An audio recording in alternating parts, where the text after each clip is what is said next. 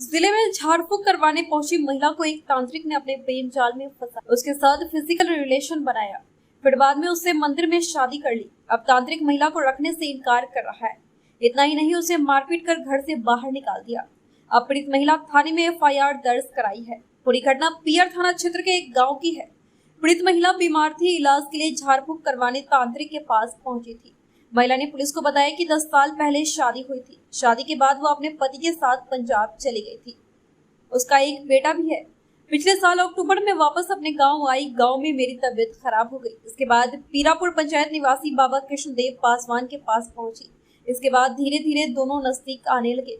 फिर उसने अपने हवस का शिकार बनाया। महिला ने पुलिस को यह भी बताया कि कई दिनों तक दोनों मिलते रहे। इस दौरान कई बार उसके साथ शारीरिक संबंध भी बनाए। बाबा ने दिसंबर में एक मंदिर ले जाकर शादी कर ली। इसके बाद पीड़ित महिला अपने पति को छोड़कर एक किराए के मकान में रहने लगी। किराए के मकान से एक दिन वह बाबा के साथ उसके घर जाने की जिद करने लगी। घर जाने पर पता चला कि बाबा भी पहले से शादीशुदा है। उसका एक बेटा भी है। वे सभी लोग मिलकर मारपीट करने लगे। अब वह रखने से इनकार कर रहा है। पियर थाना अध्यक्ष पंकज यादव ने बताया कि मामला दर्ज कर छानबीन की जा रही है। हम दिखवाने गए थे उनको पास। दिखवाने के बहाना से वो हमको क्या काम किया, वो कुछ पढ़ा उड़ा के खिला उला के हमारे साथ गलत अति किया व्यवहार। उसके बाद शादी उदी कर लिया।